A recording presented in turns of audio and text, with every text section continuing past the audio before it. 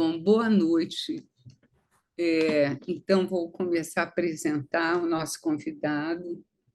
Como já falei, Sérgio, muito feliz de você estar aqui conosco.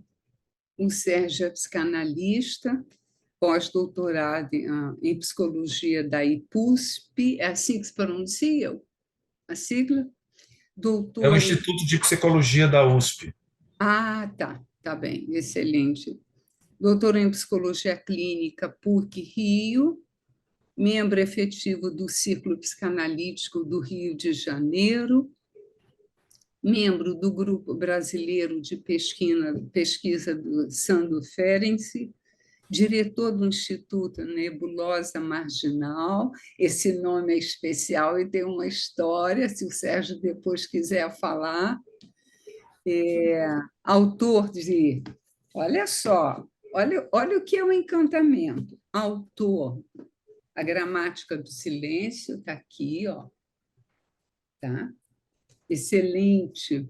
Organizador dos livros. Esse é um do que eu não tenho. Winnicott, Seminários Mineiros, A Atualidade do Pensamento, de Winnicott, uma joinha.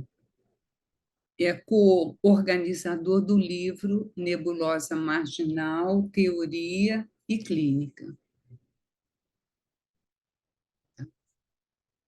Então, Sérgio, você tem a palavra para a gente degustar juntos esse momento de hoje. Primeiro, agradecer a você pelo convite. O nosso encontro lá no curso que você acabou de falar foi um feliz encontro. Quer dizer, a gente já se esbarrou, se bateu, enfim, por outros lugares, mas depois você veio falar comigo e me convidou para fazer essa roda de conversa, pela qual eu agradeço o convite. Eu acho que eu tenho muito respeito pelas pessoas que me convidam para fazer qualquer fala em algum outro lugar. Aprendi isso, né? Eu conversei com uma colega minha dizendo assim, se eu puder contribuir com, sei lá, um grãozinho de areia, né, na clínica ou nos estudos dos colegas, eu acho que eu vou ficar muito honrado por conta disso. Então, agradeço veementemente o convite para estar aqui na Sociedade de Psicanálise Brasília, nesse grupo, para a gente poder conversar algumas coisas. E aí eu vou falar rapidamente umas coisas que aconteceu na nossa conversa, quase que uma hora entre mim e a Nise. A gente ficou discutindo o que você sugere que eu vá contribuir. A gente falou sobre o silêncio, aí falou das minhas últimas pesquisas, e a gente foi costurando, digamos assim, um assunto que fosse interessante para trazer para vocês e para a gente poder conversar e contribuir para vocês nessa noite. E aí eu fui pensando junto com a Nise, né, e falando e conversando, quando eu pensei, digo assim, olha, eu posso aglutinar uma série de coisas que eu venho lendo, estudando, dando aula, publicando. Aí eu digo, tá, então vamos fazer uma fala, e aí foi por isso que eu cheguei nesse termo, né, de convocando vidas não vividas na psicanálise contemporânea. E para a gente começar, eu vou ter que pedir desculpas a algumas pessoas que já me ouviram falar sobre isso em algum outro lugar, para tentar a gente primeiramente explicar e situar o que é que significa essa psicanálise contemporânea. Porque psicanálise não é a psicanálise, são as psicanálises. Então, eu gosto muito da ideia de a gente desconstruir o pensamento e especificamente a ideia de escolas de psicanálise. Acho que a ideia de escolas de psicanálise, vienense, húngara, inglesa, francesa, talvez ela não consiga mais se sustentar nos dias de hoje. O que eu acho que é mais interessante é a gente pensar numa outra divisão, de que ao invés de escolas, que dá uma ideia de uma certa rigidez, a gente possa pensar de que haja matrizes do pensamento psicanalítico, tal como o Luiz Cláudio Figueiredo e o Nelson Coelho Júnior propuseram naquele livro deles, Matrizes do Pensamento Psicanalítico, Adoecimentos e Estratégias de Cura. Quem já leu o livro, me perdoem, eu vou só recapitular, mais ou menos o que é que Luiz Cláudio Nelson fala naquele livro, para a gente chegar na ideia de psicanálise contemporânea e nos autores que talvez interesse a gente discutir aqui. Bom, a psicanálise ela é conhecida como a ciência da hermenêutica, e como ciência da hermenêutica da interpretação. Então, por Freud e por Klein, passando um pouco por Laplanche e Lacan, a gente tem a ideia de uma estruturação da escola, ou, sobretudo, uh, do aparelho psíquico, por meio da sexualidade, do Édipo e, consequentemente, de um conflito vivido ao nível inconsciente, né, do que seria, então, um desejo de realização de desejo, né, um desejo de realização desse desejo e uma impossibilidade de que a gente possa realizar esse desejo. A primeira delas é o que o Freud coloca para a gente já nos 3 ensaios da teoria da sexualidade, mas ele já colocava isso também em 1900 na interpretação dos sonhos e mais ainda em 1897. E aí é uma coisa que eu talvez traga para vocês, o Freud ele escreve uma carta para o Fliess e diz o seguinte, vou talvez repetir um pouco do Freud, eu não estou com texto aqui porque eu tentei escrever, eu digo assim, não vou apresentar slide, não vou ler um texto para não ficar cansativo. O Freud diz, olha, eu estou tentando fazer o meu último esforço para tentar colocar aqui para nós aquilo que eu vou chamar de Michung, ou a psicologia dos mitos. Quando ele vai escrever lá em 1900 o famoso capítulo 7 da interpretação dos sonhos, ele diz que há alguma coisa que é transmitida entre gerações e é colocado no futuro e além. E ele vai referir-se a isso ao complexo edípico com a tragédia grega de Édipo Rei. E ele diz que isso chega até nós sendo colocado através de gerações e mais gerações, fazendo com que a gente vivencie isso de algum modo. Bom, ao meu entendimento, o Freud precisou construir uma metáfora narrativa da constituição do aparelho psíquico e foi encontrar no Édipo a ideia de um conflito príncipes, que é, na verdade, o conflito do incesto e do parricídio.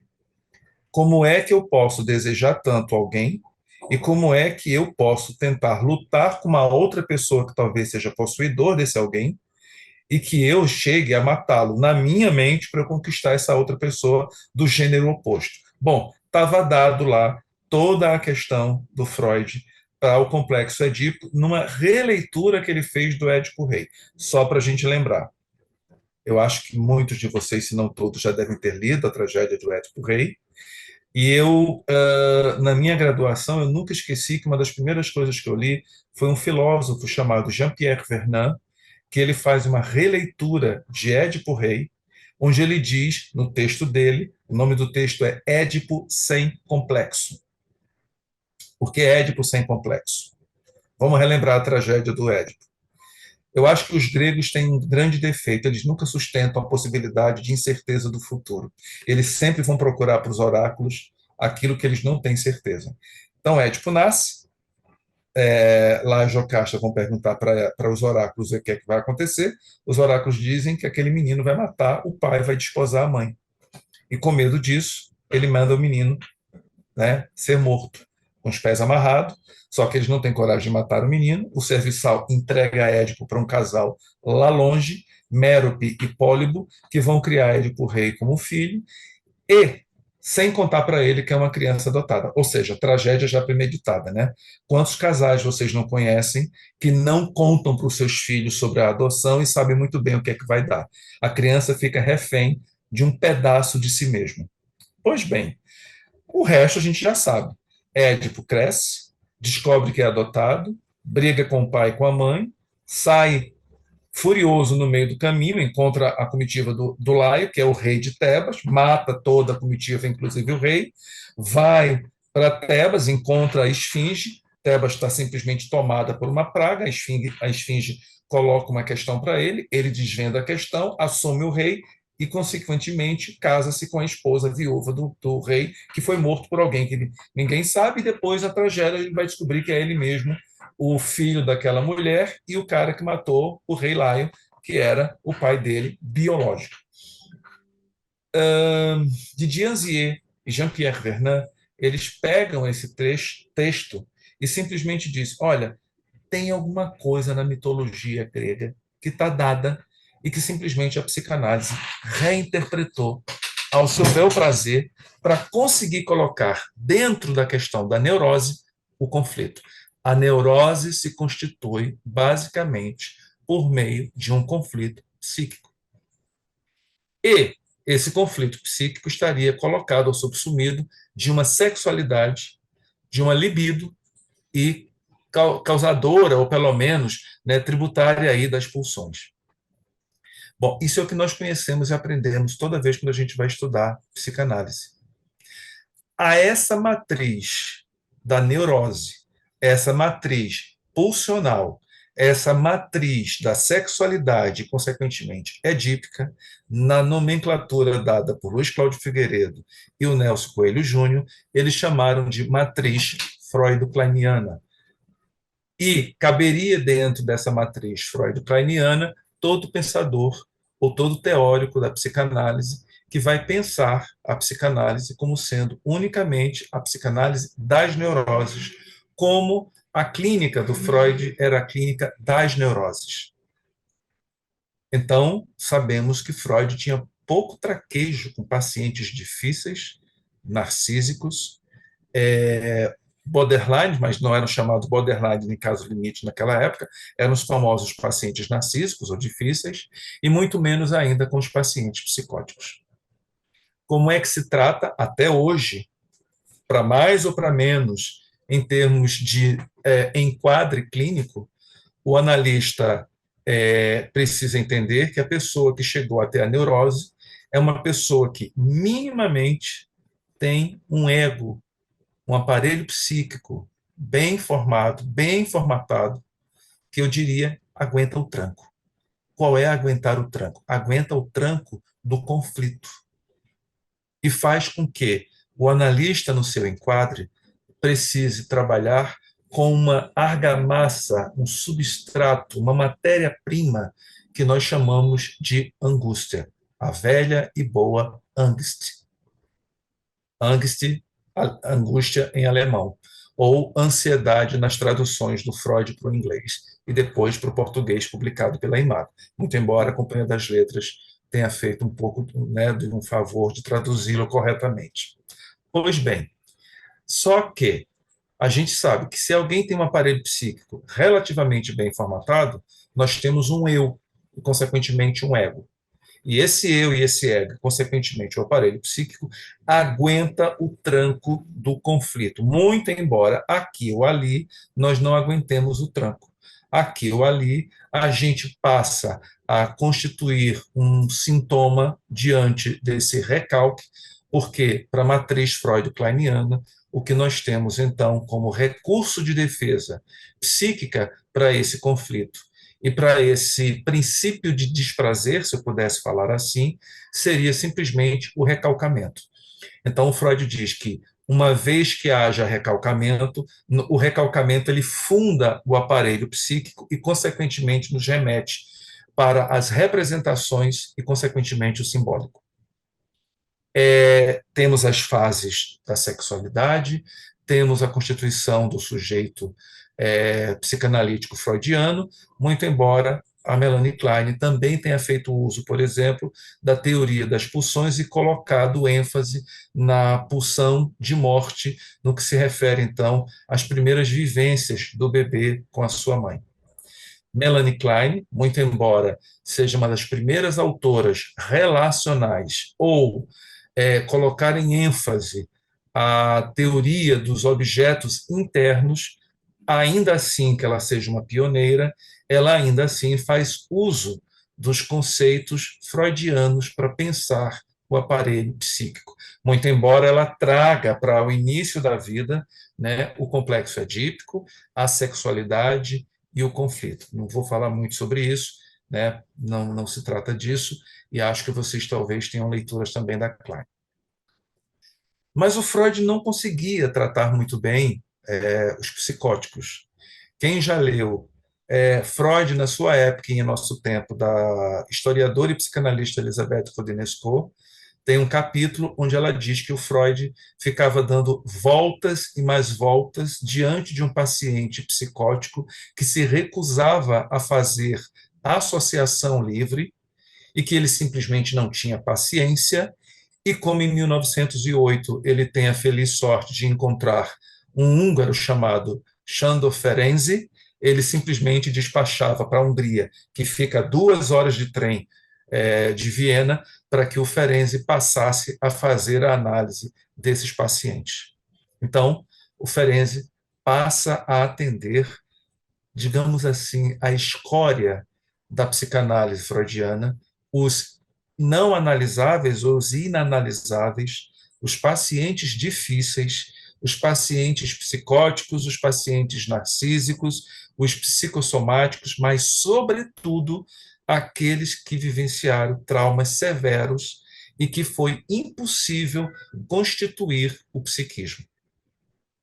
Então, a essa segunda matriz de adoecimento psíquico, o Luiz Cláudio e o Nelson Coelho Júnior chamaram de matriz ferenciana. A matriz ferenciana é a matriz dos adoecimentos psíquicos mais graves. Mais graves por quê? Porque, diante dos traumas sofridos na primeira infância, e o Ferenczi, o Ferenczi é um dos primeiros autores a colocar uma ênfase muito grande no cuidado ambiental, no papel e no lugar da mãe na constituição desse psiquismo. E ele vai escrever um texto pelo qual ele ficou conhecido, aliás, 3 textos pelo qual ele ficou conhecido, ao falar sobre isso. Na verdade, se eu for contar aqui, eu vou falar de todos os textos do Ferenczi, né? Mas eu me lembro de que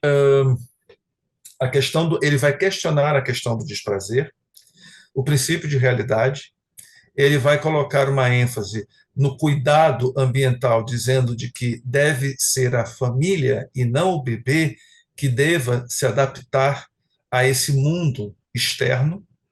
Ele vai dizer que, para isso, o analista precisa se colocar num lugar primordial e primitivo de cuidado, portanto, análise de crianças com o adulto, quer dizer, o analista no lugar daquele que falhou no desenvolvimento psíquico, e, consequentemente, ele vai colocar uma ênfase entre o entendimento dos adultos acerca do infantil, do sexual, dizendo de que o adulto coloca na criança alguma coisa do impensável para uma criança, que seria o lugar do brincar. O adulto não pensa no lugar do brincar, ele vai pensar no lugar da passionalidade, da sexualidade e da passionalidade. Portanto, toma a criança como seu igual e faz do eu da criança a sua posse. O adulto passional ferenciano, ele se torna posseiro do eu da criança ao simplesmente infligir na criança alguma coisa que ela não estava preparada para vivenciar. Bom, o que é que significa, então, isso em termos de matriz? Nós temos os adoecimentos psíquicos mais graves, como eu falei agora há pouco, e, consequentemente, nós não temos um eu muito bem formado e muito menos ainda um aparelho psíquico onde haja possibilidade de síntese, representação, significância ou significado, se vocês quiserem, e, consequentemente, simbólico. Por quê? Porque o eu está fragmentado, está clivado, e ele é impedido de fazer síntese. Por conta disso, não há a possibilidade de uma defesa psíquica, da qual o Freud já havia falado, que é o recalcamento. O recalcamento é para quem tem um aparelho psíquico minimamente sadio e um eu minimamente formatado. E como não há possibilidade de que haja isso num aparelho psíquico clivado, fragmentado, cindido, não é o retorno do recalcado o sintoma deste paciente.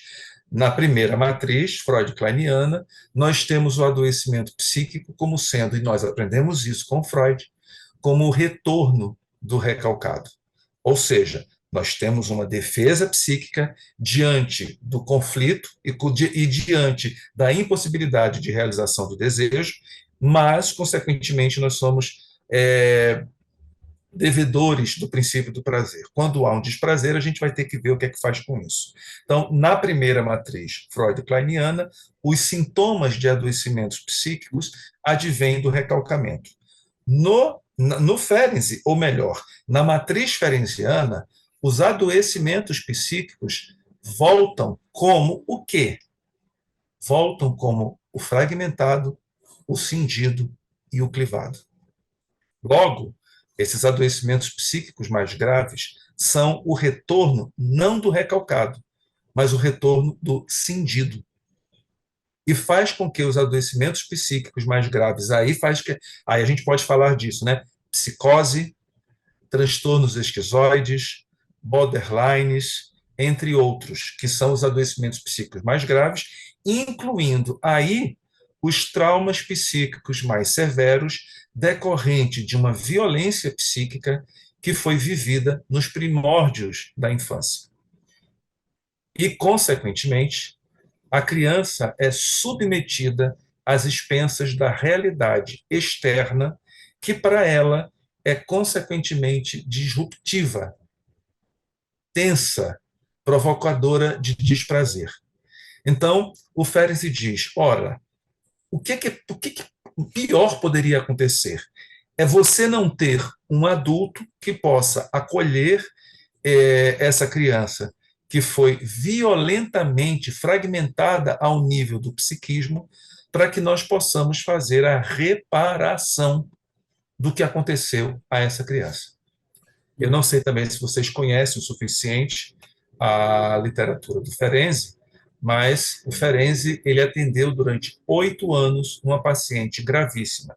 Então, para quem conhece muito mais o Winnicott, assim como a Margaret Little é a paciente mais conhecida de Winnicott, com o qual ele desenvolveu várias teorias, Elizabeth Severn, também conhecida como RN no Diário Clínico, é a paciente principal do qual ensinou muita coisa para o Ferenczi, incluindo a psicanálise do traumático, né? A psicanálise do trauma.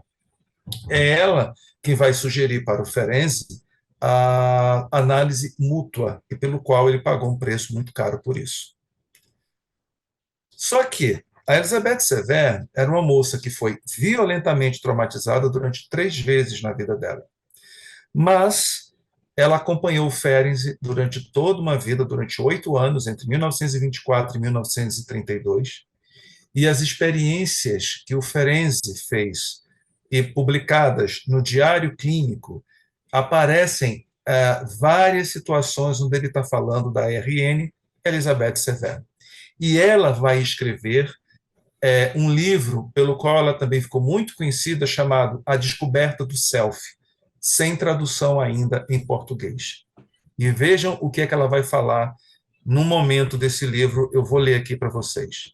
Ela está falando dos pacientes mais traumatizados, né, dos pacientes mais graves. Então ela diz, o que mais observamos nos doentes graves são cicatrizes psíquicas ou desajustamentos comparáveis com ossos quebrados ou suturas mal feitas. Eles precisam não apenas ser quebrados de novo, mas colocados, colados e segurados na posição correta até que uma força de cura natural faça o seu trabalho. Só para vocês entenderem, na teoria do Ferenczi, o adulto passional é que inscreve o adoecimento mais grave, mas também é na teoria do Ferenczi que o adulto passional escreve os adoecimentos psíquicos neuróticos.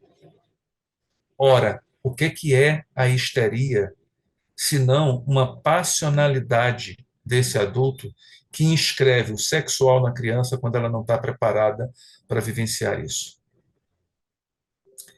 Eu me deparei com a teoria do Ferenczi e eu levei um choque, porque fazia muito sentido para mim. E eu li Ferenczi e o Winnicott ao mesmo tempo. E depois que eu li Ferenczi e o Winnicott ao mesmo tempo, eu li o Balint, que foi, sobretudo, um outro autor que era paciente de Ferenczi e continuador do pensamento de Ferenczi. Não vou me deter tanto nas teorias do Balint, porque a gente está tentando aqui organizar um pensamento sobre os adoecimentos e as matrizes. Bom, o que é que faz, então, um analista nessa matriz ferenciana?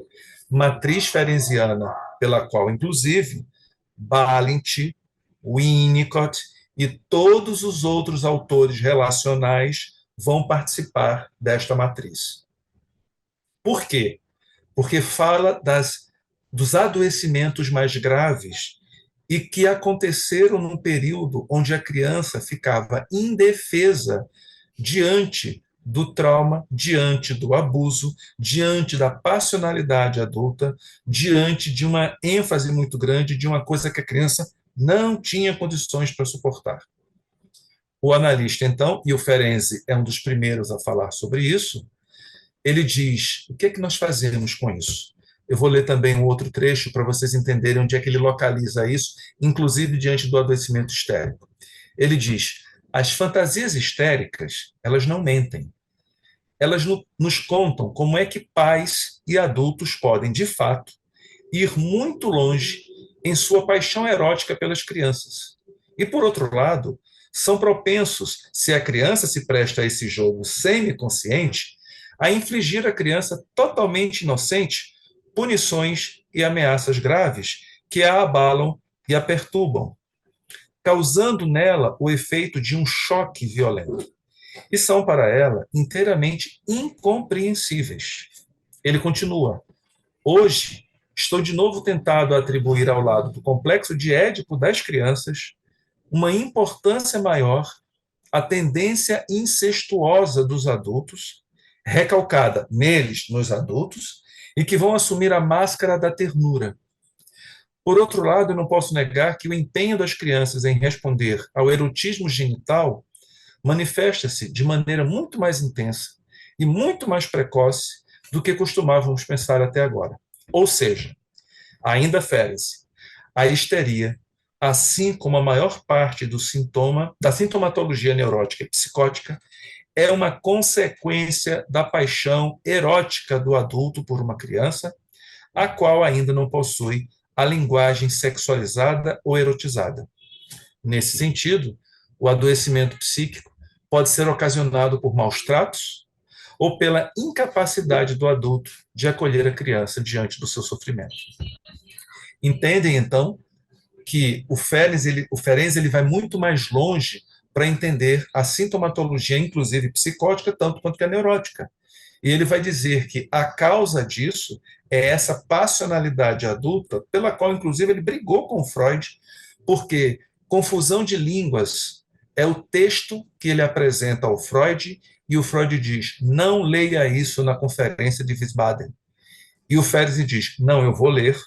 Ele lê, e é o único texto que não é publicado na época no International Journal, porque o Ferenczi denuncia alguma coisa que seria, então, a hipocrisia adulta diante dos maus tratos e cuidados à época e, consequentemente, a hipocrisia do analista que não toma o devido cuidado em atender o seu paciente refém desse adulto passional.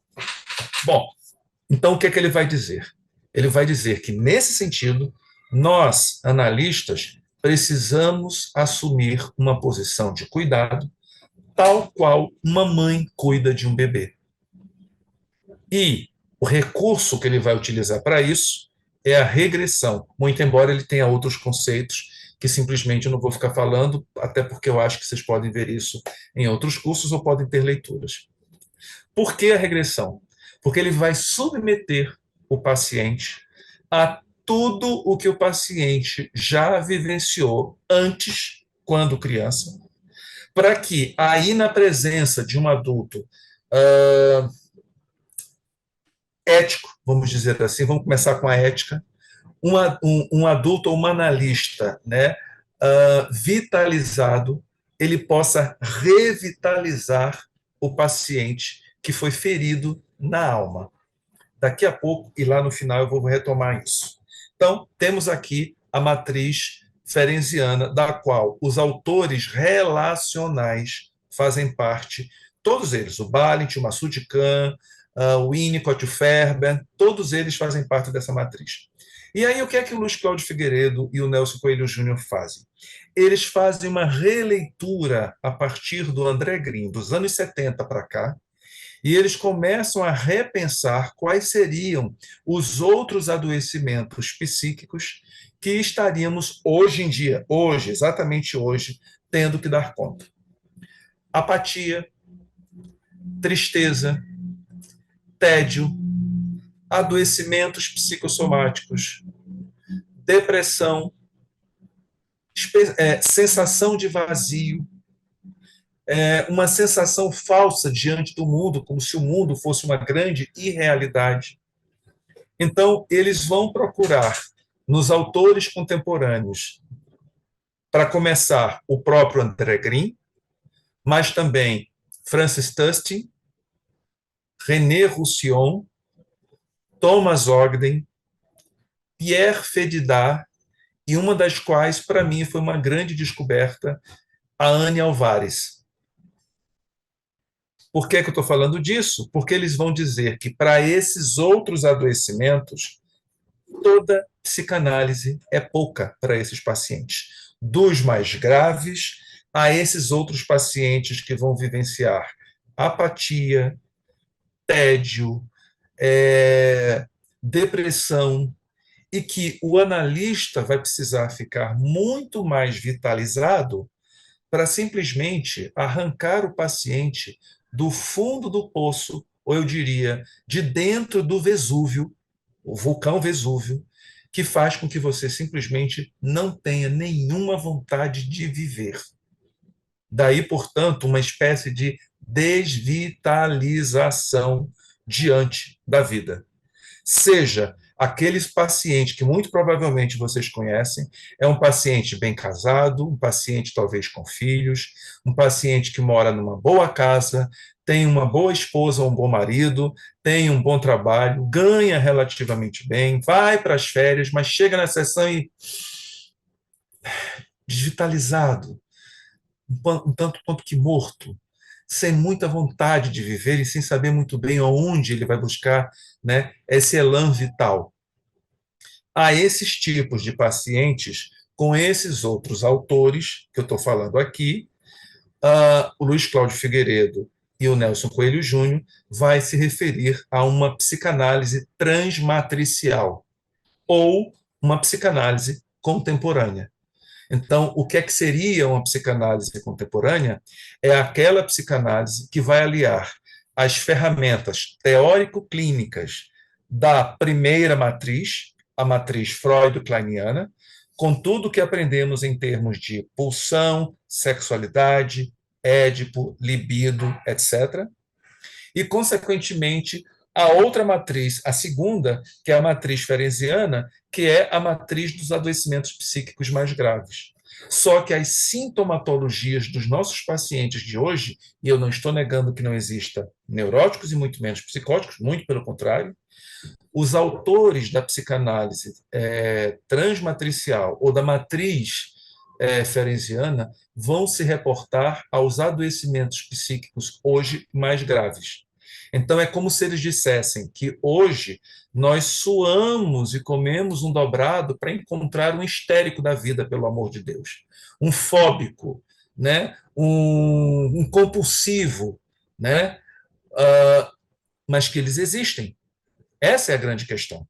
Eles existem ainda hoje, mas também o que é que chega no consultório, né, no nosso consultório, em qualquer lugar, em Brasília, em Porto Alegre, em Manaus, em Curitiba, em Brasília ou Campo Grande, em João Pessoa, Recife, na Bahia, são esses pacientes que eles estão lidando hoje com uma perda dos ideais de eu, por um lado, e com uma falta absurda de alguma coisa que os preencha. E isso já vinha acontecendo antes de 2019 e isso piorou bem mais depois da pandemia. Não foi a pandemia. A pandemia foi a cereja do bolo em algumas. E vocês devem ter atendido pessoas assim durante a pandemia. Eu atendi. Eu atendi pessoas que simplesmente nunca apresentaram uma angústia ou uma ansiedade sem freio e que durante a pandemia isso eclodiu dentro deles.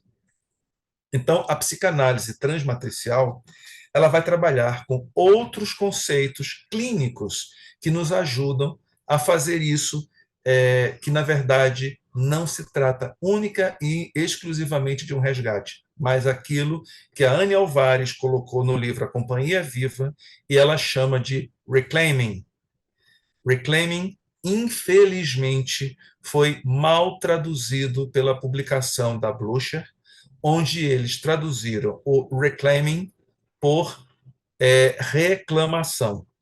Ou, infelizmente, eu não concordo com essa tradução, muito embora eu tenha comprado o livro, o Thomas Ogden tem um livro chamado Reclaiming Unlived Lives, que foi nele que me baseei para dar o nome da nossa fala, da nossa conversa hoje, né? Que não se trata de recuperando vidas não vividas, mas se trata de convocar vidas não vividas.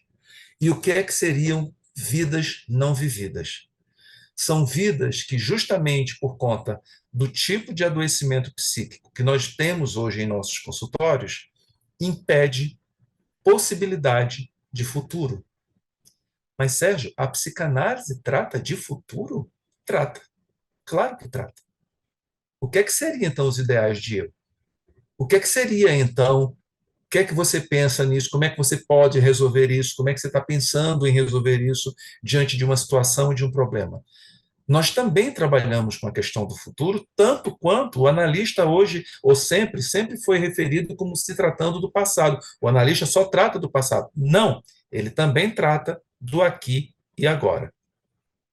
Agora, o que é que acontece com esses pacientes que simplesmente perdem o sentido da vida? E por que é que eu estou chamando de convocar uma vida não vivida na psicanálise contemporânea?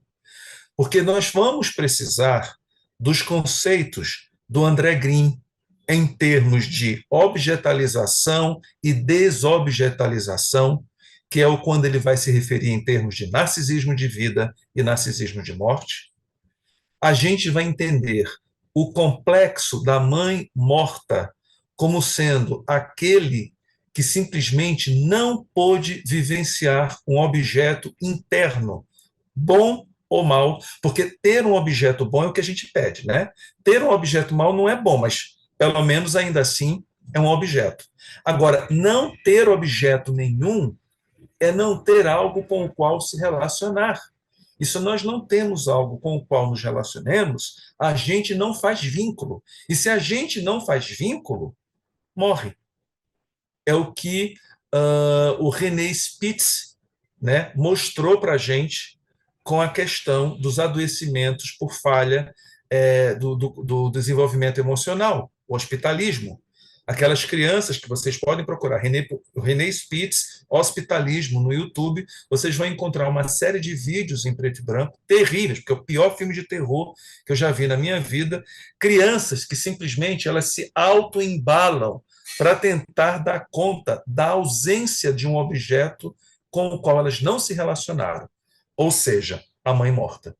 A mãe morta não é uma mãe, mas é um tipo de afeto, é um tipo de ligação com o qual essas crianças não puderam vivenciar.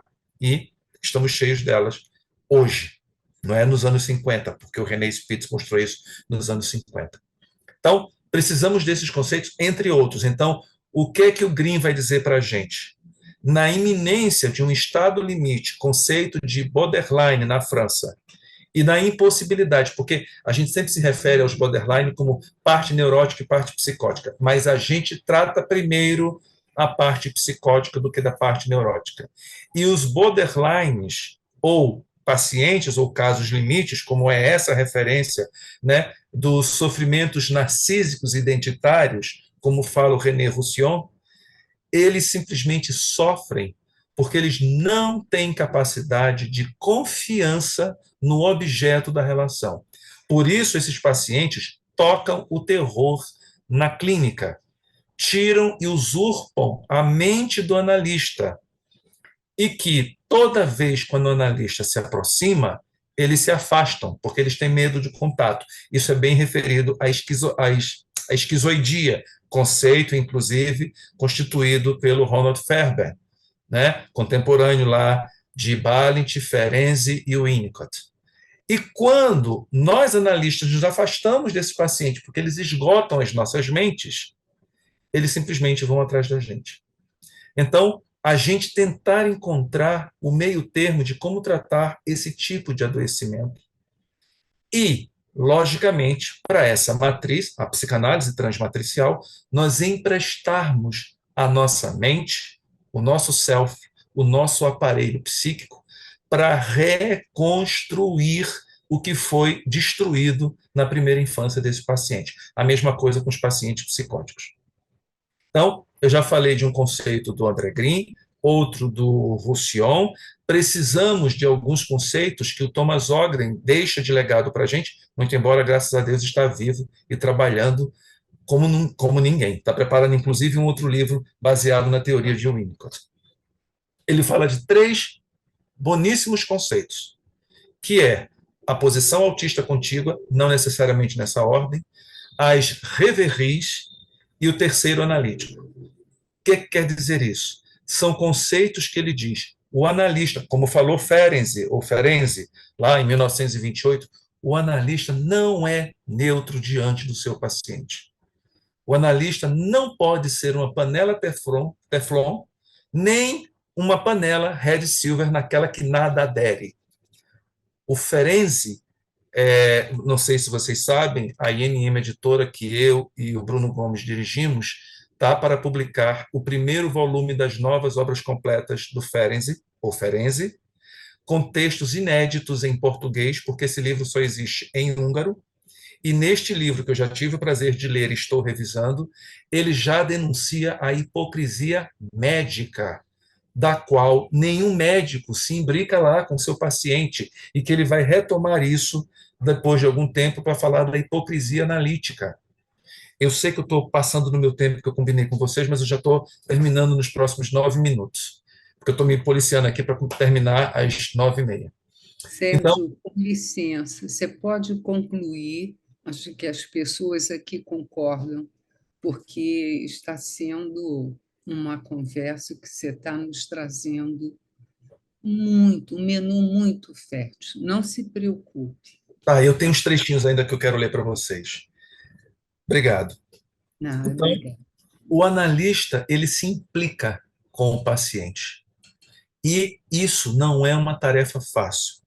A Nise, que me acompanhou num curso que eu dei agora há pouco, em janeiro, como curso de férias, eu apresentei muito que rapidamente, não vou fazer isso aqui, um caso clínico de uma paciente neurótica grave, obsessiva grave, que eu adoeci atendendo esta mulher. E, mais uma vez, eu tive a ajuda do Luiz Cláudio, porque ele me apresentou um autor, que eu apresentei nesse curso, né, o Heinrich Hacker, e o Heinrich Hacker, ele vai falar do masoquismo inconsciente do analista. Ou seja, você pode emprestar o seu aparelho psíquico, você pode emprestar o seu ego, o seu eu ou o seu self, mas com uma certa distância, porque você precisa ficar bem também. Você precisa ficar saudável, porque senão você não vai ajudar o seu paciente, e uma tragédia iminente seria repetição da catástrofe ou reincidência do trauma com esse paciente. Então, o Heinrich Hacker diz: cuidado, muito cuidado, porque às vezes a gente tem um furor curandes muito grande e a gente não presta atenção no que está acontecendo na análise, seja pela nossa onipotência de não procurar um colega para fazer supervisão, seja por achar que a gente tem análise suficientemente já feita e que não vai precisar tratar disso com outro colega analista. Então, ele diz praticamente o que o Ferenczi fala em 28. O bom analista é o paciente tratado.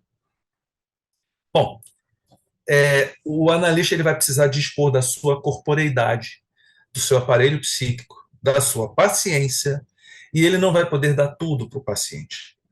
Sabendo-se que este paciente ele está lá embaixo, no fundo do poço, lá embaixo, no fundo do Vesúvio, debaixo da lava.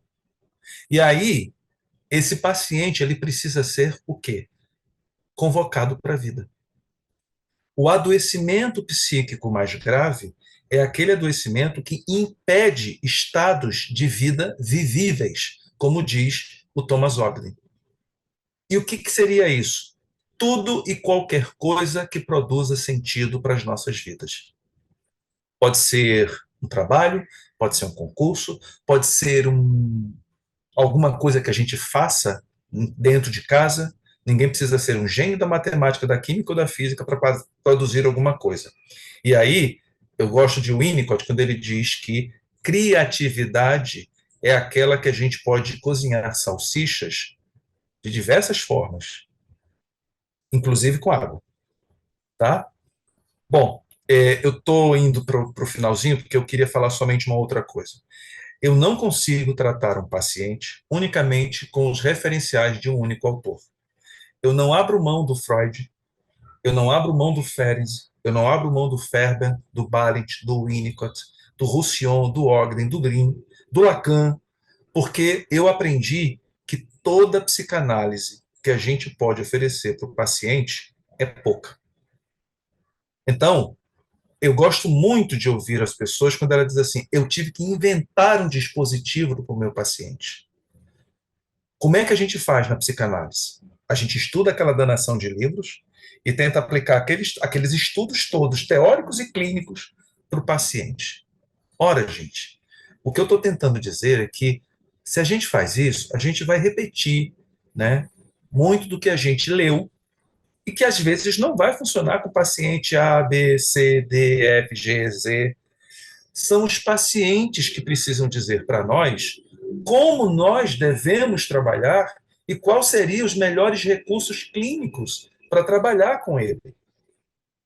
Por quê? Porque se eu faço o que o Freud fez, eu vou retraumatizar o paciente. Se eu faço o que o Winnicott fez, eu vou retraumatizar o paciente. Se eu faço o que a tia Klein falou, eu retraumatizo o paciente. Se eu faço o que tio Ogden falou, tio Roussillon, André Green, eu retraumatizo o paciente. Eu tenho que falar a linguagem do paciente e encontrar recursos pessoais. E aí eu acho que o Ogden, com o terceiro analítico, a reverie e a vitalização necessária do analista, produz recursos clínicos para que nós possamos tirar os nossos pacientes do abismo, ou do fundo do poço, ou do fundo do Vesúvio. Daí eu gosto muito, vou citar de novo o conceito da Anne Alvares, de reclaiming, convocar os nossos pacientes. E sabendo-se que nem sempre a gente vai conseguir, porque às vezes a gente não vai conseguir fazer isso com todos os nossos pacientes. A gente vai perder pacientes, seja porque eles vão embora, nos abandonam, seja porque eles não vão aderir ao tratamento, seja porque não vai haver transferência, seja porque você não ouviu o seu paciente o suficiente, seja porque você não se movimentou direito na sua poltrona para entender o que é que o paciente estava dizendo para você, que ele está dizendo, não, não é isso. Isso não funciona comigo. Como disse Margaret Little para Winnicott, e que vocês talvez vão encontrar isso no texto dela, ela disse assim, não funciona desse jeito. É outra coisa. Eu preciso primeiro ser. Eu não sou ainda. O conceito de reclaiming ele está muito próximo de um outro conceito que eu conheci no Ferenczi e que gosto muito, que é função órfica. E que é o meu último projeto de trabalho, que eu estou aliando a ideia de um psicanalista vitalizado a um analista órfico e a um analista que utiliza-se do reclaiming para convocar os seus pacientes à vida. Então, a Anne Alvares teve um paciente que ela atendeu durante mais de 30 anos para simplesmente tirá-lo do abismo. Está lá escrito isso na Companhia Viva. E o Ferenczi fez isso, só que ele fez isso mal feito, eu acho, né? Mas escreveu brilhantemente sobre isso para falar de uma função que toda vez quando nós temos pacientes gravíssimos com o psiquismo rompido, desestruturado, clivado, fragmentado, ele simplesmente diz: ainda assim, um dos pedacinhos sobrevive, e esse pedacinho faz a função de mãe cuidadora, está lá no diário clínico, mãe cuidadora ou anjo da guarda. O paciente que é ferido na alma e destruído o seu psiquismo, eu vou ler para vocês, é simplesmente um paciente que ele perdeu-se no mundo, no tempo e no espaço. E ele diz que quando alguém sofre uma violência psíquica, tal qual, por exemplo, um abuso, ou uma violência física e psíquica que vai destruir o psiquismo, ele simplesmente ficou absorto no tempo e no espaço. Então, essa pessoa, esse sujeito humano, diz o Ferenczi, é um ser que sofre de maneira puramente psíquica em seu inconsciente, que se trata da criança propriamente dita, cujo ego, vígio, nada sabe. Essa parte vai se comportar como uma criança desmaiada, que ela não sabe nada de si mesmo, que só faz gemer e que é preciso sacudir, às vezes, até fisicamente. Depois que o sujeito passa por um primeiro momento como esse, ele se constitui como um ser singular, para a qual a a conservação da vida tem uma importância, custe o que custar. E aí ele recupera o conceito de órfão. Esse fragmento, esse pedacinho que sobrou lá no seu paciente para você convocar, desempenha um papel de anjo da guarda, palavras do Ferenczi, suscitando alucinações de realizações de promessas, fantasias de consolação, anestesia a consciência e a sensibilidade contra sensações que se tornam intoleráveis. E no caso do segundo choque, essa parte materna só podia ajudar fazendo esguinchar toda a vida psíquica para fora do corpo, que sofria de modo completamente desumano. E ao final do segundo choque, a gente está diante de uma parte sem alma da pessoa, um corpo despojado de alma, cuja mutilação não é absolutamente percebida ou é considerada como algo que aconteceu a um outro ser, mas visto de fora. A vida desse corpo, embora unicamente restrita à respiração e à pulsão, é quem vai convocar a órfã, ou um meio de simplesmente tentar recuperar, ou seja, ser convocado para a vida. E a órfã, no seu desespero, vai se tornar amiga da morte e vai conseguir, por milagre, reconstituir, recuperar, convocar esse ser, embora ele esteja desmembrado até os átomos, para criar uma nova espécie de psique artificial para um corpo que se obriga a viver. Última coisa que eu vou falar. O Ferenczi diz, à primeira vista, esse indivíduo vai consistir de 3 partes. Na superfície, um ser vivo, capaz, ativo, às vezes com um mecanismo muito bem, até bem, demasiadamente bem estruturado. Depois, e a gente conhece esses tipos de pacientes que chegam no nosso consultório funcional, são pacientes funcionais. Por trás, um ser que não sabe absolutamente mais nada da vida. E, por fim, por trás desse ego assassinado, as cinzas da doença mental anterior, reavivadas a cada noite pelas chamas do sofrimento. Quer dizer, é aquele paciente recorrentemente que ele não vive o adoecimento psíquico como retorno do recalcado. Ele vive o adoecimento psíquico como o retorno do clivado, do cindido, do fragmentado. E ainda, por fim, resta então a própria doença como uma massa afetiva, separada, inconsciente e sem conteúdo. Resto do ser humano propriamente dito. São com esses pacientes que a ideia de convocar para uma vida não vivida que a gente vai precisar trabalhar. Eu vou terminar por aqui para a gente poder conversar sobre essas coisas todas que eu fiquei quase aqui 1 hora falando. Muitíssimo obrigado pela paciência de vocês e pela escuta de vocês. Sérgio, talvez aí cada um né, vá poder falar, mas essa 1 hora, na minha vivência, não foi essa 1 hora do relógio. Ela foi muito menos, porque há um envolvimento, há um encantamento para essa clínica né, que você trouxe. Eu fiquei pensando no que você chamou a atenção da traduções, é sempre assim, tradutor e traditório, né? A tradução do reclaim, que não é nesse que foi dado, né? Que agora eu nem lembro. Reclamação, eles traduziram como Reclamação, reclamação. reclaim quer dizer, com associação, reclamação, né? Ao reclaim, mas é o convocar. E o convocar vem do latim convocare, que é chamar com, Chamar. não é? Uhum. O chamar com, o chamar para. E nisso, o que você trouxe, esse analista implicado nesse chamado, nesse vitalizar o paciente, né? O quanto o analista implicado, ele com a mente, né?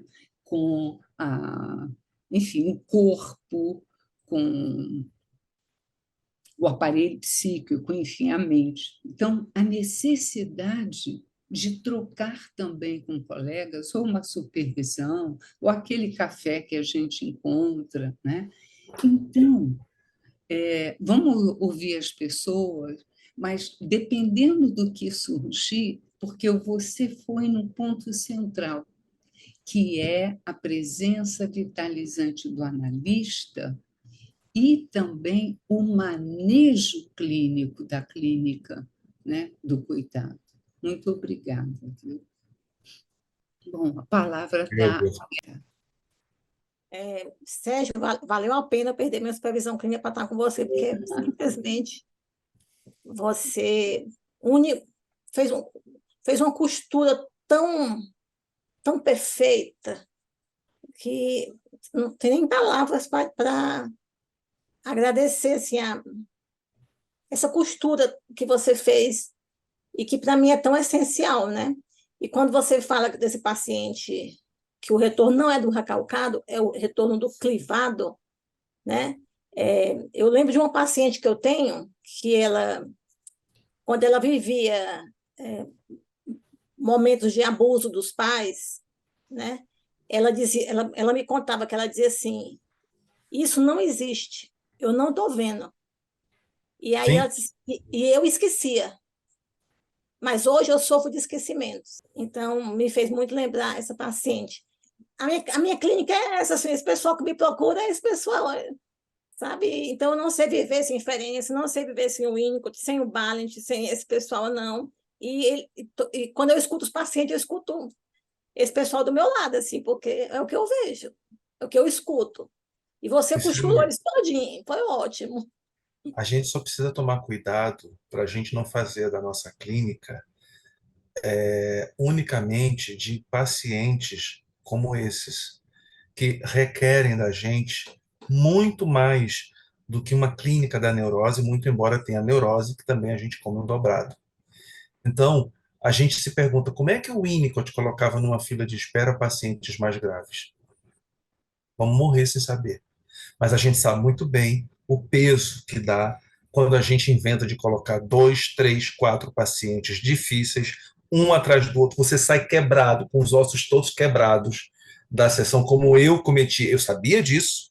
Eu coloquei 3, um atrás do outro. Um às 4, um às 5 e outras 6. Quando eu terminava, eu estava morto, eu estava quebrado, estava destruído. Eu queria fazer qualquer coisa, menos falar com alguém, e eu ainda tinha mais 2 pacientes. Eu sempre atendia até 9, 10 da noite, hoje eu não estou fazendo mais essa loucura. Então, a gente tomar cuidado, porque essa clínica da qual a gente está falando é uma clínica que exige muito mais da mente, do aparelho psíquico, do ego, do corpo do analista, para que a gente possa fazer o trabalho psicológico para ou pelo paciente.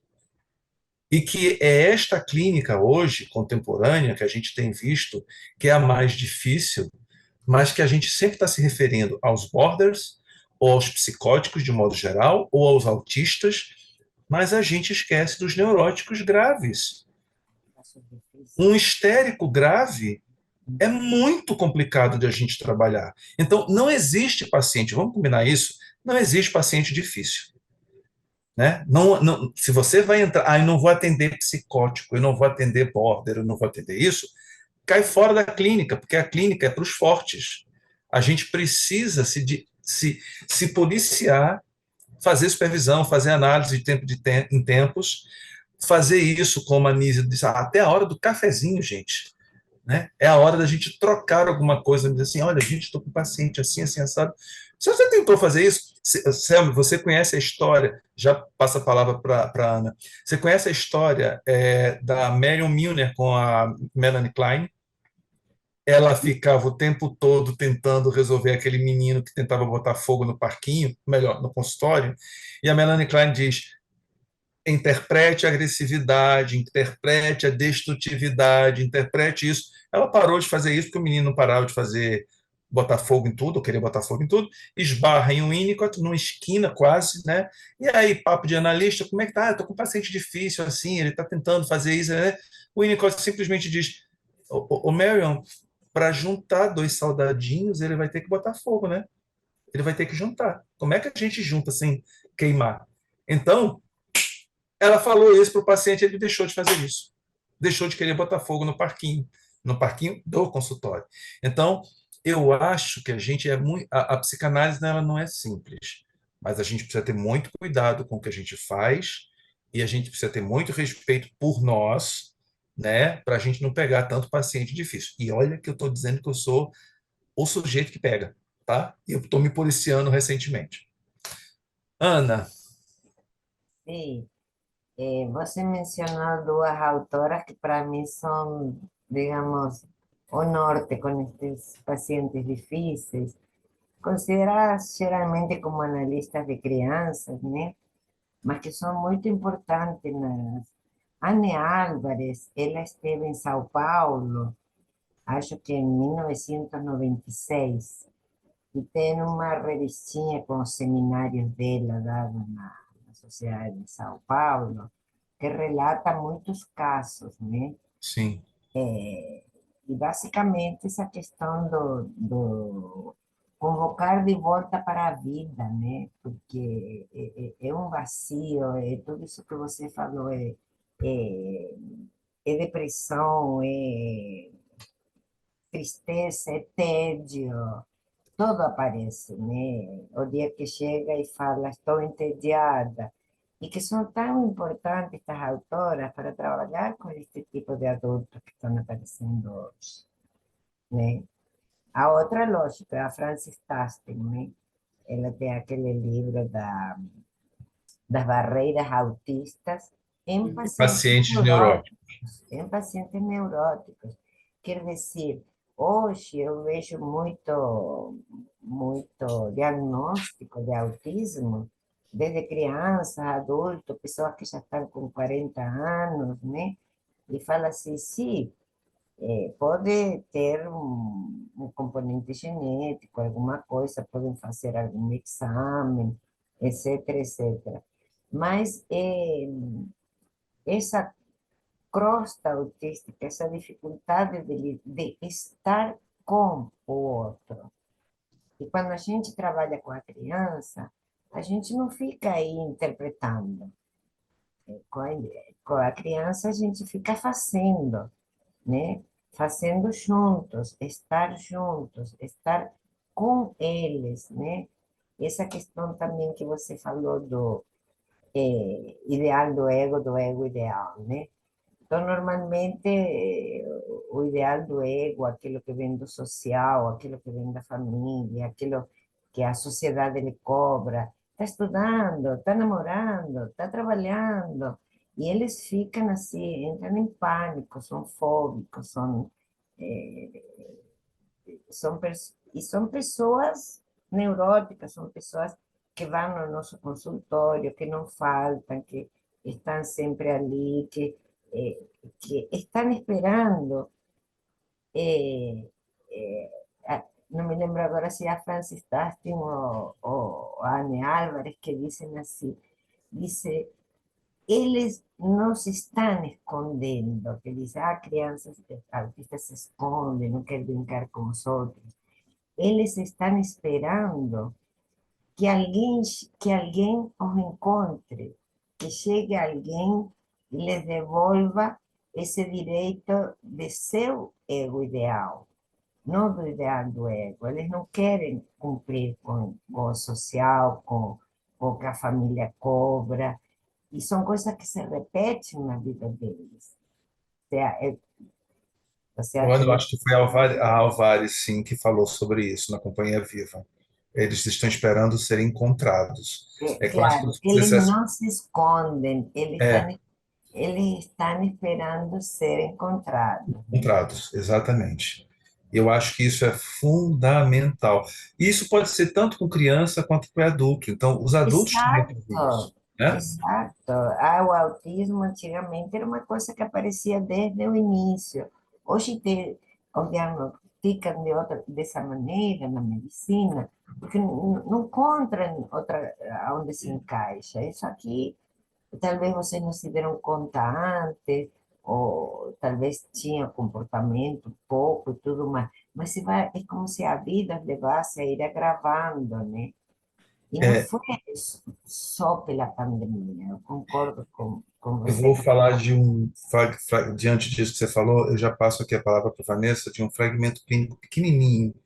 Eu tenho uma paciente que ela está há 6 anos comigo, mas é uma paciente que chegou para mim dizendo o seguinte: a minha mãe morreu de câncer quando eu tinha 3 anos, mas o câncer foi descoberto quando eu estava com 3 meses na barriga dela. Então ela cresceu dentro da Câncer. barriga da mãe com um câncer. Isso destruiu a vida dessa moça, porque ela disse: eu queria a minha mãe viva, mas para a mãe estar viva, ela tinha que morrer. E ela não sustenta o fato de estar viva, porque na cabeça dela, ela matou a mãe, não o câncer. Então, recentemente, eu digo, semana passada, a gente voltou de novo a esse discurso e ela entendeu que tudo o que não aconteceu na vida dela até hoje, com 34 anos, diz respeito a essa sensação de ser responsável pela morte da mãe.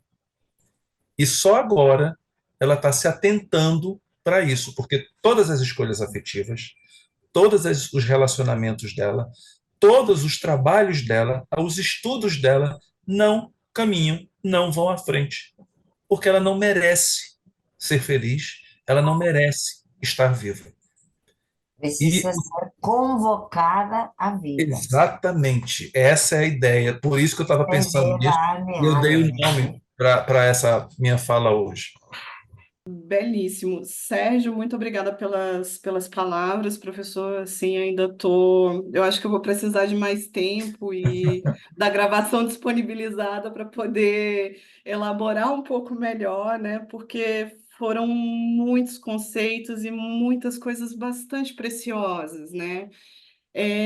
De alguma forma me pegou um pouco a questão desse analista que sente, né? Desse analista que sente que é empático, né? Porque na minha experiência clínica, que ainda é inicial, uma das minhas principais questões foi justamente quando eu me peguei muito cansada com uma paciente, né? E já sentindo raiva, até porque a coisa não evoluía de uma forma que eu achava que podia evoluir. E no momento que eu li o ódio na contratransferência do Winnicott, acenderam assim umas 50 luzes de assim parecia uma árvore de Natal, né, na verdade. E a partir dali eu expressei um pouco desse sentimento e aí eu pude ver a paciente reagir. E a partir dali, a nossa relação transferencial ela mudou completamente, né? Porque o analista que não sente, que ele não se permite sentir a raiva, a alegria, o constrangimento na clínica, ele tampouco vai conseguir ser um reflexo para um paciente que pouco sabe sentir, né? Então, só pegar essa pequena vinheta para compartilhar um pouco da minha experiência, que ainda é inicial, mas que para mim reverberou bastante no seu discurso e que eu achei muito potente e agradeço muito por ele. Obrigado, Vanessa. Eu levei muito tempo para entender isso, que o que os nossos pacientes precisam é de um ser humano para se relacionar. E um ser humano cheio de falhas, de preferência poucas, mas cheio de falhas, mas que também esteja ali no lugar onde ele precisa. E que, por exemplo, eu aprendi que eu não posso, eu aprendi, né, passado, que eu não podia rir, nem muito menos chorar com o paciente.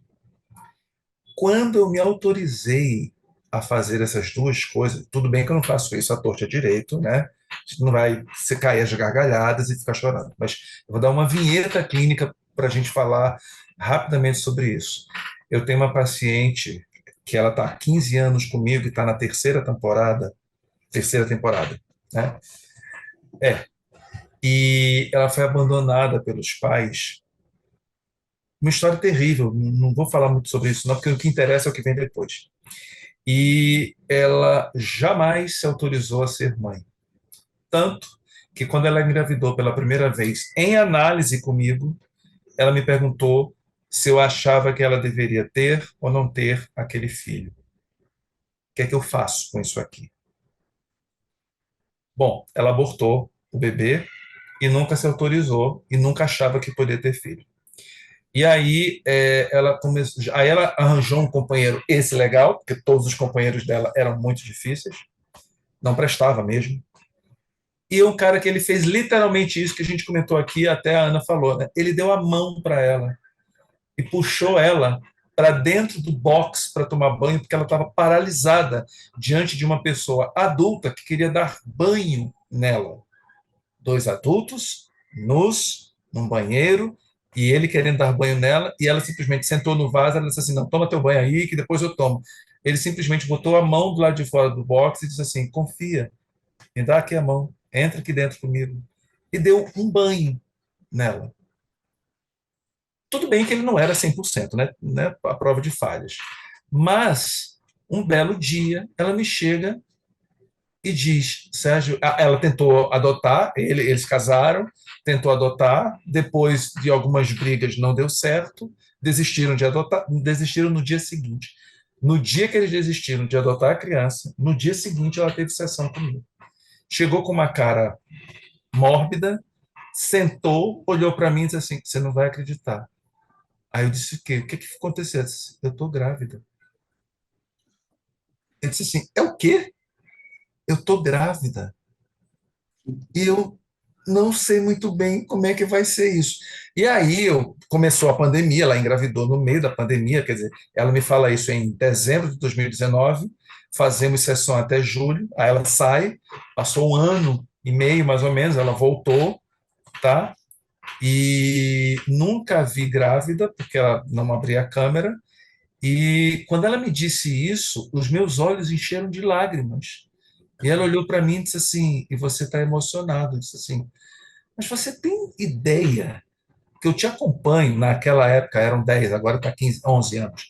Eu disse assim, eu te acompanho há 11 anos e toda a questão da sua vida era se autorizar ou não ser mãe. E você hoje está chegando aqui dizendo assim, estou grávida. Como é que eu não posso me emocionar? E choramos juntos. E foi a melhor sessão de toda a minha vida com essa paciente. Eu acho que isso não tem preço. A nossa profissão não é uma profissão fácil, mas também o que nós recebemos dos nossos pacientes não tem preço. Posso? Lia, eu tentei não ser repetitivo, eu acho que eu consegui, não? Ai, Eu não posso te dizer que não, ou que sim, porque eu já te disse isso, mas eu acho que vou ficar jogando confete. Já te disse, né, que tu tem uma capacidade de juntar, não é, todos os teóricos, né, de uma forma tão boa de ouvir, né, assim, para dizer o mínimo, né, de uma articulação que esses tempos até se disse, eu não sei o que é que eu vou repetindo, né, mas tu cria outra coisa, né, vai trazendo outras ideias, né, e então, eu te disse na primeira vez, primeiro curso que eu fiz contigo, quando terminou, eu vou te repetir agora, que tu tem uma capacidade, usando o Manuel de Barros, de colocar dentro da gente um engradado de estrelas, que a Ai, gente fica, né, iluminado por aquilo que tu vai falando, porque faz muito sentido, né? Então, a tua primeira frase que tu falou, né, hoje, tu disse se eu puder deixar um pouquinho, né, daquilo que eu sei para ajudar alguém, não é, como profissional, né, na questão clínica, para mim isso já deu muito, né, e estou te seguindo, né, onde eu posso te ouvir e continuando estudando contigo, porque é isso que tu faz comigo. E é disso também que eu faço material para seguir adiante com os meus orientandos, né, e com os estagiários que agora eu tenho assumido, que estão lá no início. Então, eu me sinto muito tranquila de poder falar disso que tu está falando, né? Claro que eu não vou ter essa propriedade tua, mas poder dizer, calma, não precisa disso tudo, né? Vai sentindo, vai olhando por aqui, né? Porque eu me autorizei contigo, sabe? Também ser, né? Mais calma, mais tranquila, né? Frente ao paciente. Não é fácil, né? Mas a gente começa a aprender, né? E eu fiquei me lembrando agora no final de um livro que um colega nosso, foi meu aluno até, ele se revelou um escritor muito promissor, tem um livro premiado, não é um livro assim, importantíssimo, mas ele teve um sucesso. Eu fiquei pensando por quê. E agora, né, quando tu fala, não é, dessa questão da órfã e da conversa com a morte, né? O livro chama Um Estúpido Convite para Deixar de Existir. É um livro pequeno, mas conta a história de um homem que foi se desvitalizando e foi se deixando levar, né, para a morte a partir da perda de um filho. E a história é quando a morte bate na porta dele, né, e diz: está na hora, mas tu ainda tem tarefas a cumprir. Né? E aí ele vai, ele diz, não, me leva logo. Não, tu ainda tem tarefas a cumprir. E ela vai caminhando com ele, né? Ela é a amiga, né? Vai caminhando com ele até que ele cumpre todas as tarefas, né? E o filho não é perdido, não foi morto, ele foi desaparecido, e ele vai, então, encontrando, né? E resgatando a vida dele até que ele pode, então, realmente morrer, né? Mas ele, né, fiquei pensando quanto esse livro, não sei se o colega tinha uma noção daquilo que estava escrevendo, mas eu acho que ele tocou e ele foi premiado porque ele é muito sensível nesse aspecto, né? Que a gente pode reconhecer também na gente uma esperança, não é? Apesar de estar num estado muito, muito mal, né, na vida, muito sem vida. Mas só te agradeço por estar junto comigo, ou eu estou junto contigo, né? Porque tem sido sempre aquele brilho, né, dentro da gente. Obrigada. Uma dessas vezes que a Lia me acompanhou, eu estava dizendo que eu não trago nada novo, eu só estou juntando uma coisa com a outra, e ela me puxou a É, orelha, como ela está fazendo de novo. Não, você fez alguma coisa nova, você aceita isso. né? Ela fica me Ele dizendo o tempo sempre fala todo. isso. É, mas já virou lugar Aceita. comum. E, e eu apresentei um texto no Grupo Brasileiro Sandoferense, em 2021, que eu apresentei lá em Budapeste, no evento lá do Férias dos 150 anos, que eu dei o nome, que foi o título de um curso que eu dei, mas depois eu transformei em texto. Ele vai ser publicado em inglês e em português agora, esse ano. Chama-se Thalassa, As Matrizes Ferenzianas no Pensamento de Winnicott. E está lá a live no Grupo Ferenc Brasil, e que vai sair como artigo, que eu melhorei um pouco do que eu falei lá, porque eu tinha mais espaço, mais tempo e tudo mais.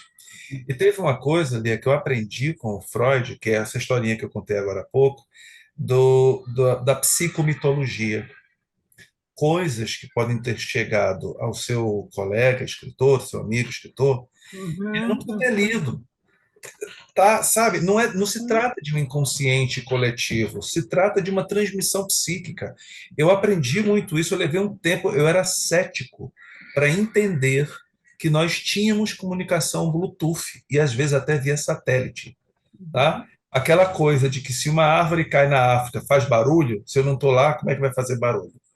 Sim, que a árvore está lá, mas não, porque eu não ouvi. Mas eu acho que tem alguma coisa que é transmitida. Por exemplo, isso aqui, né? Eu estava falando né, antes da gente começar, que isso aqui agora é um dispositivo que nós temos para divulgação do conhecimento, se encontrar, tá? Aquilo que eu falei do grãozinho de areia, né? Eu acho que eu não posso morrer com o que eu aprendi. Eu acho que essa é a grande tarefa nossa, que se a gente tem uma facilidade ou não, nós precisamos colocar isso para frente. Os textos que nós escrevemos são dos leitores, não é do escritor. A palestra que está acabando daqui a pouco, essa conversa que a gente está fazendo aqui, vai ficar em vocês e vocês vão poder fazer o que vocês quiserem com isso, atrás das referências, atrás dos autores, se identificando com um ou com outro, porque eu acho que essa é a beleza da clínica, de a gente poder transmitir, e essa transmissão é isso, gente, é transmissão Bluetooth, sabe, de aparelho para aparelho, ou a gente pode dizer assim, de aparelho psíquico para aparelho psíquico, né? Eu acho que essa é a beleza da nossa profissão, de que a gente não tenha uma graduação, nem uma especialização ou pós-graduação que transmita o modo como a gente vai lidar com o humano. Que eu acho que isso é a coisa mais bonita que a gente tem. Eu acho assim que não só transmitir, ainda bem que a gente tem vocês, assim, que transmite isso, porque me enche a gente de esperança nessa psicanálise, do sentir, do sensível, né? Essa que eu amo mesmo, né?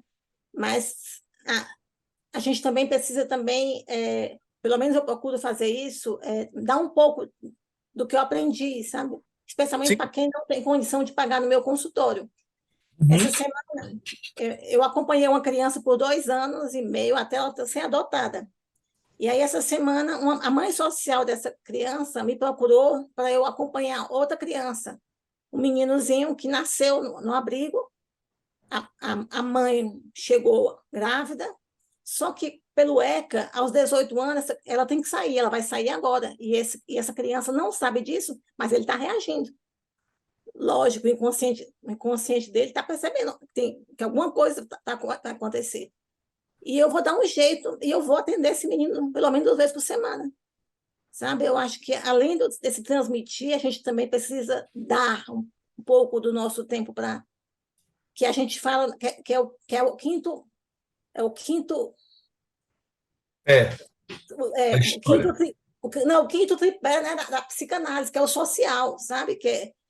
Sabe? Então, assim, eu estou sem tempo.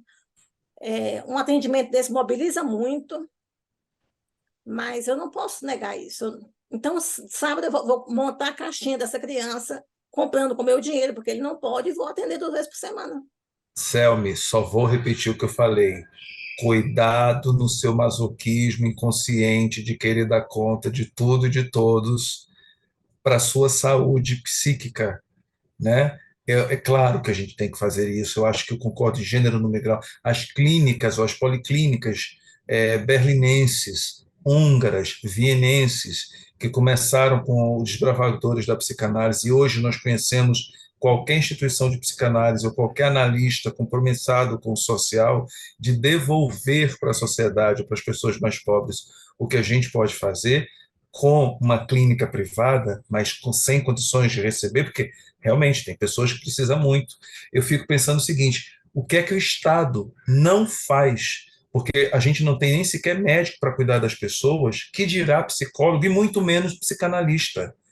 Mas se nós estivéssemos na saúde pública, tanto quanto os médicos e enfermeiras, talvez, fantasia minha, talvez não tivéssemos tantas pessoas doentes assim, precisando de medicação, precisando de cirurgia, precisando de atendimento médico, ou intervenção física, né, fisiológica, digamos assim. E talvez os hospitais públicos não fossem essa loucura que é. Eu fico fazendo uma grande fantasia num dia onde nós possamos chegar na saúde pública, mas assentar e fazer um trabalho bom, bem feito, né? Mas eu ainda estou esperando, não sei se eu vou viver para ver isso, que algum governo estadual, municipal ou federal faça do psicólogo ou do clínico, do psicanalista, um lugar para a gente poder dar escuta à população mais carente, mais adoecida. Então, a gente tem um compromisso com o social, sim. A gente precisa fazer isso que você está fazendo, que eu faço, e muito provavelmente todos vocês aqui fazem também. Mesmo um pouquinho assim da hora, será que você anteriormente fala da Selma, você vinha falando da comunicação, né? Você até brincou do TUF, isso, enfim. Então, eu lembrei, né? Há um texto, isso, eu ainda não tive contato com ele, me chegou a informação, né, que o Freud também ele já mencionava essa comunicação telepática entre, né, analista e paciente, e o Ferenczi também, né? Então, eu lembrei, se você puder falar brevemente aquele encontro com seu paciente, a questão do teatro, eu não quero entrar muito em detalhe para você falar, que você até brincou com ele, era uma peça que ele ia, né, fazer. Ah, tá, lembrei, Lembrou? lembrei sim. O que a Nise está falando é de uma situação que a gente pode dar o nome de terceiro analítico em função de Reverie. Eu tenho ainda um paciente, ele ainda continua comigo, ele é um paciente social, Selma, inclusive, né? Só que ele melhorou um pouquinho de vida e agora ele está pagando 10 vezes mais o que ele me pagava, tá? Não é muito, mas ele está conseguindo pagar exatamente 10 vezes mais o que ele me pagava antes. Então, é um paciente muito duro, com uma vida muito difícil, duro no sentido de ter uma vida muito difícil, pobre, negro, homossexual, e quando o pai descobriu que ele era gay, todas as tentativas de cura e etc., durante um bom tempo da vida dele. Ele tem quase 40 anos. E o pai adoeceu veementemente grave, e foi ele quem cuidou do pai, inclusive no leito de morte, dizendo para o pai: pode ir, pai, a gente está bem, a gente vai ficar bem, eu cuido da família, etc. Que eu achei isso muito bonito, eu também cheguei a me emocionar. E aí ele teve a ideia de fazer uma peça baseada no livro do Kafka chamado Cartas ao Pai. E aí ele começa a me falar sobre essa peça que ele estava querendo montar, e ele pede para eu escrever a peça, e eu disse para ele: se eu escrever esta peça, sou eu escrevendo as minhas cartas para o meu pai, e você deve isso ao seu pai. E aí ele bolou lá, estava falando na sessão, e ele começa a dizer como é que ele estava pensando em fazer. Durante a fala dele, eu sou transportado para o Teatro Rival, no Rio de Janeiro, que é um teatro antigo, e eu vejo o meu paciente vestido como se fosse Ney Matogrosso dos anos 70. Eu ouço, de uma alucinação absolutamente louca, eu ouço os acordes de Sangue Latino, sabe? Tandam, dam, tandam, dam, e o paciente entrando. Isso assim, ele está lá falando, eu estou vendo. né? Ele entra pelo meio da plateia, sobe no palco, pega aqueles microfones dos anos 40 e começa a cantar Sangue Latino, vestido como se fosse Ney Matogrosso. Aí eu desço, ele continua falando, eu digo assim, parou tudo, deixa eu conversar uma coisa com você. Então, vou só falar uma coisa, não é bem sentir com, Selma, eu acho que é sentir dentro, porque essa é uma experiência de sentir o paciente dentro. Aí eu digo assim, olha, enquanto você estava falando aí, aconteceu o seguinte, aí eu conto essa história toda para ele. Ele dá um pulo da cadeira, na verdade ele estava deitado, ele dá um pulo do sofá, fica girando, né, na sala, andando em torno da sala. Você é um gênio, você encontrou o início da minha peça, a gente precisa botar isso na peça e tudo mais. Fica assim, senta que a gente tem tempo ainda para conversar. Quando eu disse isso, ele disse assim, antes de você falar alguma coisa, eu preciso contar uma coisa para você. Eu disse, o que é que foi? Ele disse, quando eu era pequeno, os meus pais tinham uma casa na praia. E na cidade, não vou falar a cidade para não identificar tanto assim o paciente.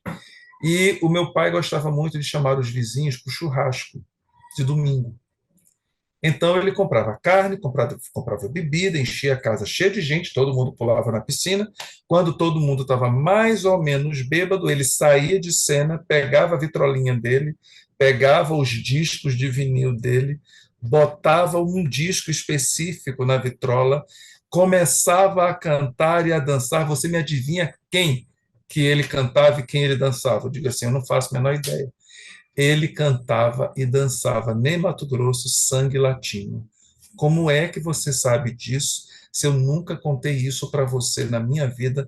Fazia, sei lá, 3 anos de análise, alguma coisa assim, que ele estava comigo. Aí ele diz assim, isso é espiritual, porque você está me relatando uma coisa que meu pai fazia, né? E ali eu entendi que tinha alguma coisa maior entre o céu e a terra do que poderia pensar a nossa vã filosofia. Eu entendi que essa transmissão psíquica não só existe, mas a gente vivencia ela de modos os mais diferentes possíveis.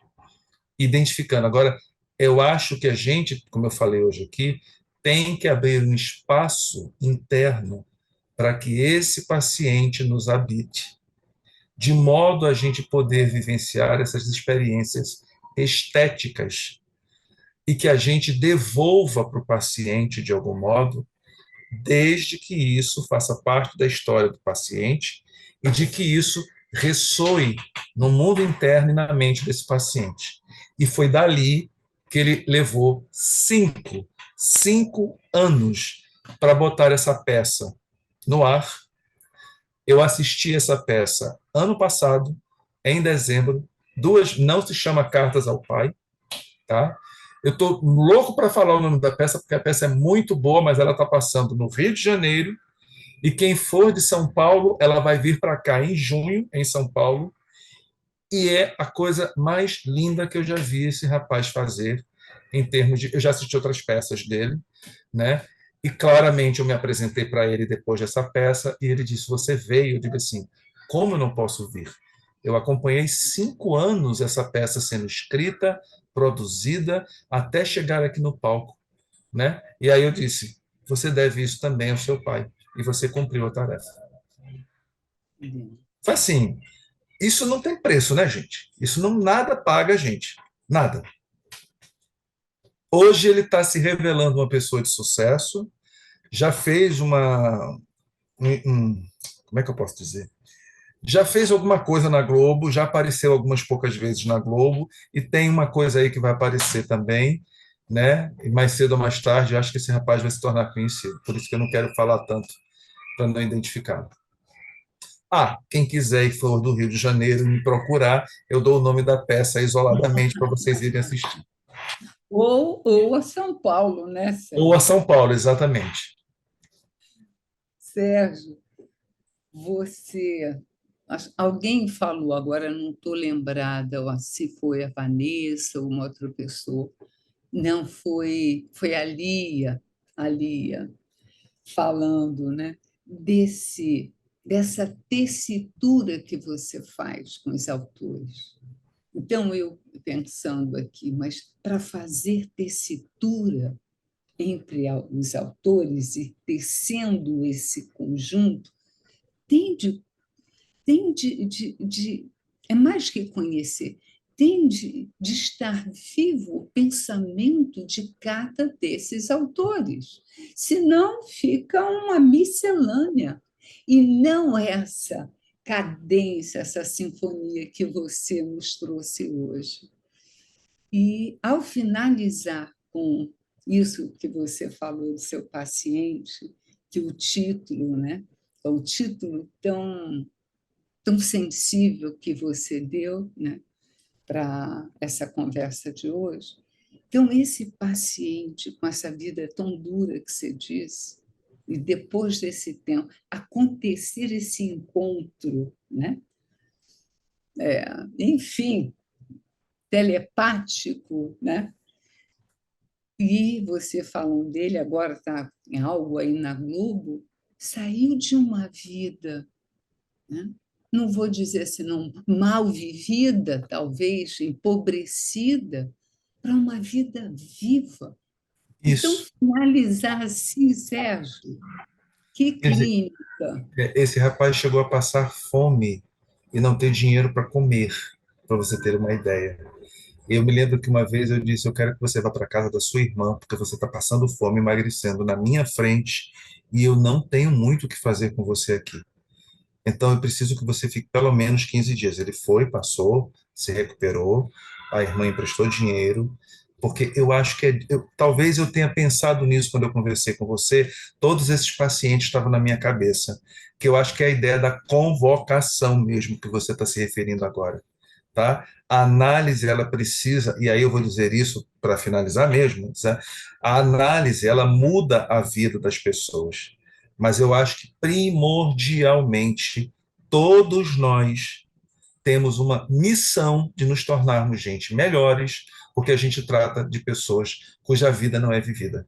Então, se eu lido com esse tipo de lixo, que é o psiquismo destruído por uma coisa não vivida, ou uma coisa que foi feita quando não deveria ter sido feita, eu preciso, com essas experiências, minimamente me tornar um sujeito mais moral e ético, e eticamente melhor. Porque isso eu acho que é quase como se fosse resposta para aquilo que os pacientes nos deixam dia após dia, hora após hora, nos nossos consultórios e nos nossos ouvidos, preenchendo as nossas mentes. A gente precisa se tornar um ser humano melhor diante desse mundo caótico que a gente vem vivendo, seja na política, com guerras, com a economia devastada, com fome, com gente sendo assassinada, com a violência nas grandes e pequenas cidades. A gente precisa se tornar uma pessoa humana melhor. Que lindo, muito obrigada. E como a Lia disse aí do Manuel de Barros, né, Lia? Acho que todos nós vamos dormir e sonhar com céus bem estreladinhos e com muita luz. Muito obrigada, Sérgio. Só a pessoa perguntou qual era o livro, é esse aqui que eu falei, tá? Recuperando Vida Não Vivida. Também tem uma má tradução. Eu não gosto da palavra recuperar, eu gosto de convocar. Alguém perguntou aqui no chat. Ele tem em inglês e tem essa tradução produzida pela escuta. Obrigado, Lia. Então, boa noite. Muito Obrigada por essa noite Sérgio. maravilhosa. Obrigada. Obrigado a Um vocês, prazer. gente. Um E olha, prazer. se eu fizesse uma enquete aqui, eu acho que seria 100%. O Sérgio pode voltar a algum outro momento? Por favor. Já estou ansiosa pela conferência Sandoferes. Em maio a gente se encontra. Ah, é? Tá ok, Vanessa. Eu vou falar no Férez e lá sobre o silêncio no Férez, né? Não Maravilha, vou falar assistir silêncio no novamente. Férez. Tá ok. Bom encontro, Vanessa. Lá com o Obrigada. Sérgio, com o Um Gilmar. prazer, pessoal. Obrigado, noite. gente. Até Boa mais, noite até para vocês. depois. Muito Boa obrigado. noite. Boa noite.